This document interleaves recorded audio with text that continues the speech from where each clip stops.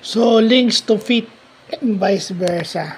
So, inano muna natin yung links, no? Kasi yung links at saka chains related. So, links to fit muna. So, sa isang links, meron daw 0.659 feet.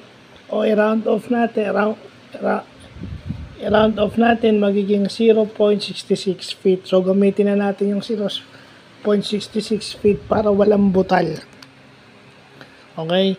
Yung one link is 0.66 feet. So, gumawa example, yung 120 links ay mayroong 79.2 feet at yung 35 feet ay yung 35 feet mayroong mali na sulat ko.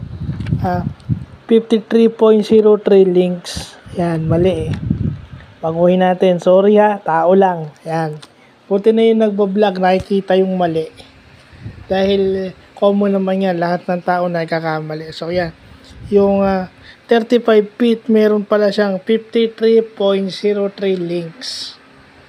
So ayan yung nakikita natin, links to feet or foot conversion and vice versa. So yan yung importante nakikita natin, mga related dyan sa change, yung measurement. Gutter links daw ang tawag dyan. So, again, another metrology topic. Yung metrology is study of measurement. So, yan yung magandang natututunan natin. No? Na-enhance yung ating kasi usually, yung mga napag-aaralan sa school, yung mga nakikita natin around, pero yung mga karagdagan, ayan, ito yung mga karagdagan na pwede nating mapag-aralan. I mean, for vlog purposes lang naman. It's nice to know na may ganito pala. Maaring sa India o sa ibang bansa or kung saan man ginagamit ito. So, yun yung maganda na tututunan natin. So, yun lang ho.